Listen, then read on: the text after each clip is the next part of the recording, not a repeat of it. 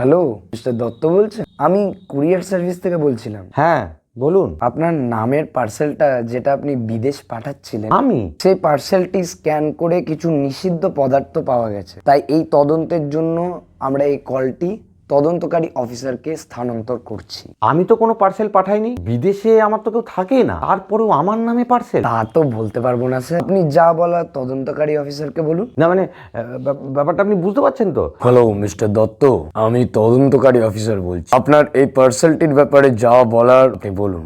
বিশ্বাস করুন, এই পার্সেল আমার নয়। আমি একজন প্রতিষ্ঠিত ব্যবসায়ী। মিস্টার দত্ত, আপনি একদম ঘাবড়াবেন না, আপনি আমাদের সহযোগিতা করুন, তাহলে আপনারই ভালো হবে। স্যার বলুন, আমাকে কি করতে হবে? That's good mister Dutta.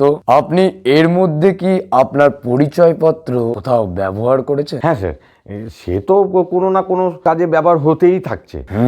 এটাই আন্দাজ করেছিলাম। ঠিক আছে, এটা মীমাংসা করার জন্য আপনি আমাদেরকে 2 লক্ষ টাকা পাঠিয়ে দিন, তাহলে আপনাকে আমরা রেহাই দেওয়ার ব্যবস্থা করব।